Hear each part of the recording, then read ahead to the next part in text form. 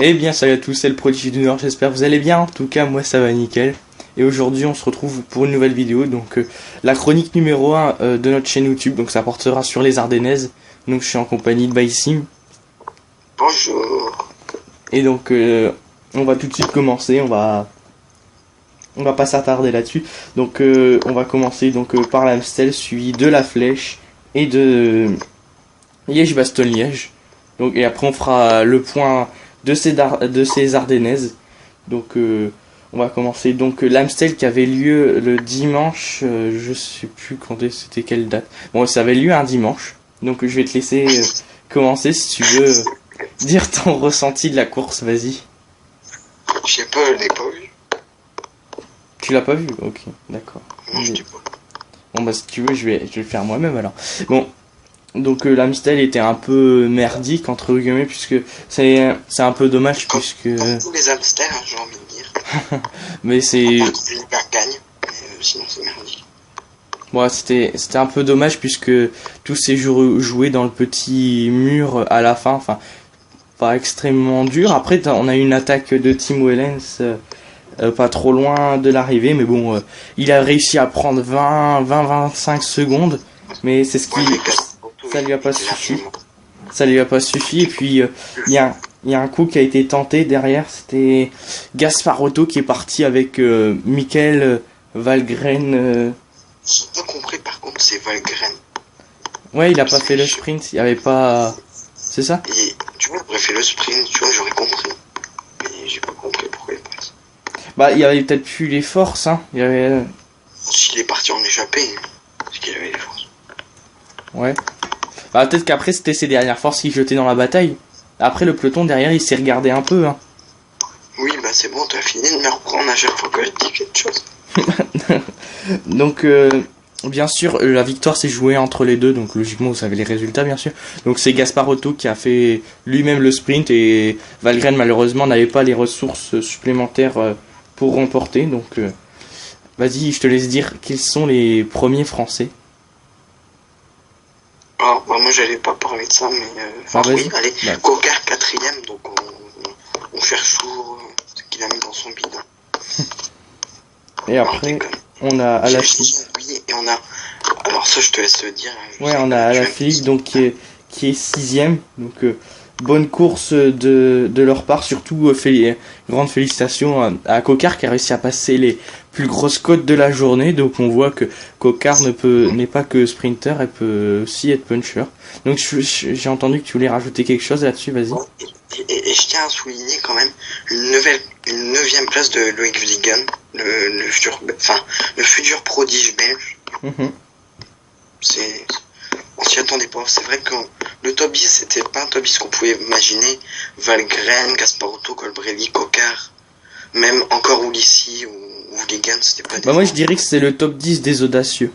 C'est le c'est le top 10 des gens qui ont osé faire qui ont osé un peu se montrer. Et au moins voilà il est dedans, un Tim Wellens qui termine 10ème malheureusement de cette course après tenter un parcours en solitaire à 5 km de l'arrivée, mais bon c'est tant pis pour lui et puis on va certainement le revoir dans des prochaines classiques. Donc voilà.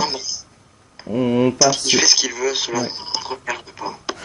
Donc on va passer à la flèche wallonne. Donc la flèche, vas-y, la flèche wallonne, à ton avis, est-ce que c'était une course agréable à regarder ou ennuyeuse? Bah disons que j'ai vu les 10 derniers kilomètres et c'était plutôt bien parce qu'il y avait quelques hommes qui étaient en tête, donc il y avait Tim Wellens, on m'en souvient, et il y en avait deux autres mais je sais plus qui c'était. Ouais. J'ai plus les noms. Ouais, moi non plus, c'était deux bons coureurs, mais malheureusement ce compte-là. Il y avait Tim Wellens qui paraissait quand même très très fort, qui était parti à 10 km, je crois qu'il avait 45 secondes de retard sur les deux de devant, il est revenu quand même, je crois, en 2 ou 3 km. Mais là, ils ont pas fait. Quand il est revenu sur eux, il a quand même montré qu'il était fort parce qu'il a roulé à fond. Mais là, Tim Wellens, il a pas du tout fait de top 10. Hein. Là, il s'est complètement écrasé sur la fin. Je pense que Tim Wellens, il est pas fait pour remporter une classique avec un mur vers la fin, je pense. Tim Wellens, c'est un mec audacieux qui aime bien partir. C'est un peu comme la dernière étape du Paris-Nice cette année, quoi. Ouais, voilà. Donc malheureusement pour notre Français, ça s'est terminé un peu comme la saison passée. Il termine deuxième comme l'an passé derrière Alejandro Valverde. Derrière Valverde. Ouais. Et on peut souligner quand même le travail monstrueux de Dan Martin dans le dernier kilomètre. Dan Martin l'a excellemment bien emmené. Et on a fini par un peu mal fini, je pense qu'il avait trop mal dans les jambes. Ouais, il avait pas assez de force. Surtout on peut lui dire bravo quand même à la fille puisqu'il s'est remis tout l'hiver d'une mononucléose. Donc il est revenu, je pense, au niveau de la saison passée. Donc en espérant le revoir sur de prochaines bonnes courses et on va le revoir certainement dans les prochaines classiques la saison prochaine. Donc Dan Martin d'ailleurs avec son boulot d'équipier qui termine quand même troisième. Il y a un groupe de 3 du coup, les 3 ont réussi à se décrocher dans les 200 derniers mètres. À noter aussi la belle place du vétéran Samuel Sanchez, 6ème. La belle place de notre jeune breton Warren Barguil, qui fait quand même une très belle montée. Après il y a Woodpool qui termine 4ème également. Gaspar Otto, le vainqueur de l'Amstel, qui termine 5ème également. Donc c'est pas mal pour lui. Aussi la surprise de Michael Wood, le coureur canadien, je sais pas ce qu'il fait là. Ouais, il finit 12ème, très exactement. Il finit 12ème et il est là. Donc on peut espérer, Valverde est toujours aussi fort dans le punch que les années précédentes. On verra l'année prochaine s'il est capable encore de remporter la Flèche Wallonne. Bon, on va passer sur Liège-Bastogne-Liège qui avait lieu dimanche dernier. Donc c'était une course. Est-ce qu'on poste la vidéo? Mais alors toi, qu'est-ce que t'en as pensé de ce Liège-Bastogne-Liège? Moi j'ai trouvé que, disons que jusque 15 km de l'arrivée, c'était très très ennuyant. Oui, tout à fait. Et qu'après on a commencé à avoir quelques attaques avec notamment Zakharine, qui s'est montré assez audacieux. Ouais, Zakharine, il a attaqué à 2 reprises. Il a commencé à animer la course. Ouais, il a attaqué à 2 bonnes reprises. On n'a pas vu Rodriguez d'ailleurs, hein. Dans les classiques, jusqu'à maintenant, on l'a pas vu. Juste un top 10, mais c'est tout. Bah là, d'ailleurs, sur cette course, ouais, il finit 8ème d'ailleurs, Rodriguez. Donc, c'est lui qui a lancé le sprint. Ouais. Et donc on peut dire aussi la nouvelle ascension qui a été ajoutée cette année, qui a fait beaucoup de mal à tous les coureurs. La petite ascension pavée. A compris le but des pavés aussi, je dirais. Mais la petite ascension des pavés, là, elle a fait beaucoup de mal. Et il y a un petit groupe qui est sorti du coup, donc il y avait Waterpool. Je crois que c'est Guérin qui a été lâché à cause de ça. Ouais. Il y avait. Guérin s'est lâché sur les pavés. Il y avait un groupe de 4. Oui, il y avait un groupe de 4 qui est sorti. Il y avait Sanchez, Albazini, Costa et Pouls qui sont sortis On avait d'abord devant Albazini et Costa. Derrière, c'est Sanchez et Pouls qui sont revenus. Ouais, donc ils étaient très forts.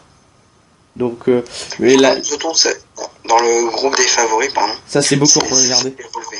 Ouais, c'est Zakharine derrière qui est parti en contre aussi, on s'en souvient. Et Barguil à la fin, aux 500 derniers mètres. Zakharine et Barguil sont partis dans le dernier. Je pense que Barguil, il y avait les ressources supplémentaires. Il pouvait. Je pense qu'il y avait les ressources pour le faire. Mais malheureusement, il a pas. Notamment, avec les attaques avec Zakharine, c'était Diego Rosa qui avait animé aussi un peu. Ouais, Diego Rosa. Il y a aussi Carlos Alberto Betancourt aussi qui a animé un peu la course à 2 reprises. Et donc au final, donc le sprint donc gagné par Waterpool, enfin si on peut appeler ça un sprint, Waterpool qui était ouais.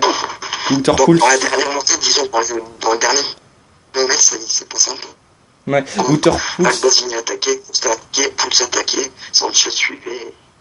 Bah Pouls, il a été le plus fort. Pouls, il a été tout simplement le plus fort. Il a fait vraiment n'importe quoi. Il emmenait tout le monde dans les derniers mètres. Donc on peut dire quand même, il a. Sanchez, ouais, mais il était pas mal. Hein. Pouls, il a fait. Enfin, je veux dire, Albazini, il aura fait de bonnes classiques ardennaises quand même. Oui, sûrement. J'aime pas le Orica, donc. Donc voilà. Donc le premier français donc qui finit 6ème, donc c'est Warren Barguil le deuxième français, Romain Bardet, qui termine 13e. Et là, aucun signal de Alaphilippe. Je regarde de si non, Valverde, il est pas là non plus. Je crois, qui finit juste derrière Valverde. Ils ont pas joué le sprint. Non, Valverde, il est pas du tout dans les 15 premiers favoris, mais ils ont pas joué le sprint. Parce que pour aller... Bah oui, pour aller chercher une 20e place, il n'y a pas d'intérêt. Ouais, voilà, quoi. Et Valgren qui finit 14e aussi. Gasparotto, une nouvelle fois, qui finit 12e. Il aura fait d'excellentes... Diego Rosa aussi. Ouais, il aura fait d'excellentes classiques ardennaises de Gasparotto. Donc voilà. Déjà vainqueur de l'Amstel en 2012. Sûrement ces dernières. Bon. Je pense qu'on a un peu... Il a gagné en 2012 face à Van Endert, qu'on n'a pas vu d'ailleurs, Van Endert. Non, on l'a pas vu. Ouais. Donc je pense qu'on a fait un peu le tour de ces 3 belles classiques ardennaises. Enfin, même si cette année, je pense qu'ils étaient un peu décevantes. Très très moche. Ouais, ils étaient... Tous déroulés les 5 derniers kilomètres. C'était décevant, donc voilà, un peu déçu. Je m'attendais à beaucoup mieux, quoi. Les favoris n'ont pas vraiment attaqué en fait. Non, ils ont pas vraiment attaqué. En roulant dans les montées, ça. Ouais, voilà. Bon, je pense qu'on va s'arrêter là pour la première chronique de la chaîne. Et nous, on va se retrouver pour de prochaines vidéos. Salut! Ciao!